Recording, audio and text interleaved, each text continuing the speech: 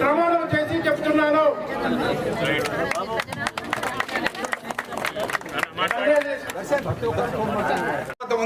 ఇది స్వయంభూ. ఇక్కడ సుమారు మనం తెలిసే ఒక 2-3 సంవత్సరాల నుంచి శివాలయం అనేది ఉన్నది. ఇక్కడ ఒక గుండం అనేది ఉన్నది. ఆ గుండంలో కూడా ఈ యొక్క గుట్ట పైన బోర్లు కూడా లేవు, అయినా సరే అక్కడ నీళ్లు ఉంటాయి. ఆ గుట్ట మీద ఉన్నటువంటి ఆ గుండంలో ఉన్నటువంటి నీళ్ళని తలపైన వేసుకుంటే రోగాలు పోతాయని, ఆ నీళ్ళని తీసుకెళ్లి పంట పొలాల్లో వేస్తే అక్కడ పాడి పంటలు బాగా పండుతాయని మా ప్రాంతం లోపల మంచి విశ్వాసం ఉంది. ఇలాంటి గుట్ట పక్కనే ఇంకొక గుట్ట ఉంది. అక్కడ టూరిజం కింద డెవలప్ చేస్తే ఈ యొక్క దేవాలయం పామండ రామలింగేశ్వర స్వామి ఆలయం పెద్ద ఎత్తున డెవలప్ అవుతుంది అనేది మా ప్రాంతవాసుల యొక్క కోరిక.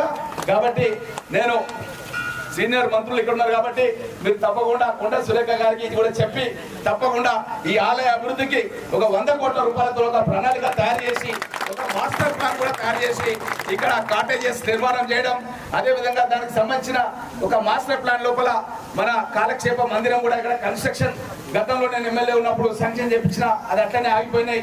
గత ప్రభుత్వం లోపల 4ంటికి లేచి హైదరాబాద్ తీసుకెళ్లాల్సి వస్తుంది.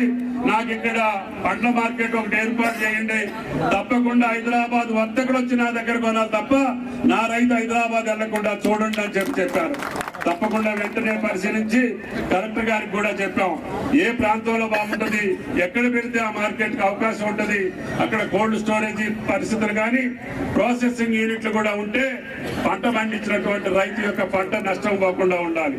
ఆ రకంగా ఇప్పుడు మనకి అకాల వర్షాల వల్ల లేకపోతే కరువుల వల్ల దీని వల్ల వస్తే ఆ రైతులు కూడా ఆదుకోవాలని పంటల బీమాను కూడా ప్రవేశపెట్టాలనేది ప్రభుత్వం యొక్క ఆలోచన. అందుకని అనేక రూపాల్లో రైతులు ఆదుకోవటం కోసం రేవంత్ రెడ్డి గారి ప్రభుత్వం సంవత్సర కాలంలో అనేక పథకాలు అమలు చేస్తూనే సుమారు 50,000 కోట్లు వ్యవసాయ రంగం మీద ఖర్చు పెట్టాం.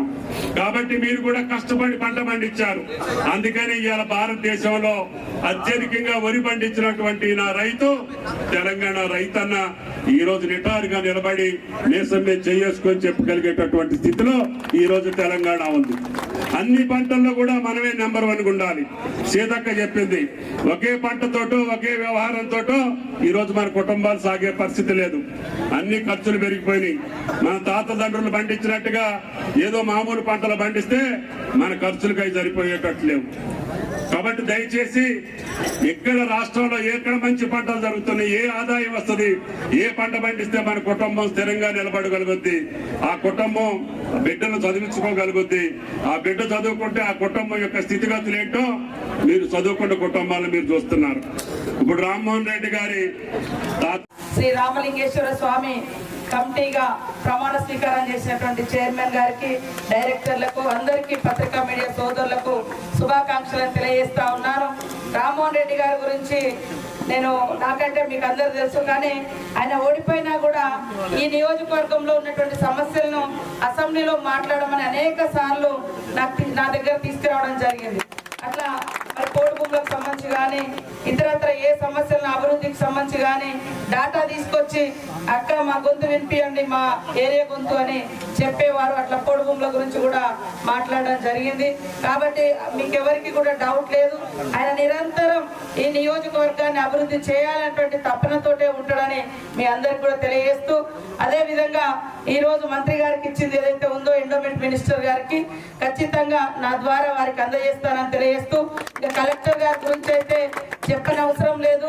ఆయన ముందు మా ప్రాంతాల్లో ఆదివాసీ గిరిజన ప్రాంతాలకు ఒక మంచి గొప్ప ఆఫీసర్ గా భద్రాచలం ఐటీడీఏలో పనిచేస్తుండే.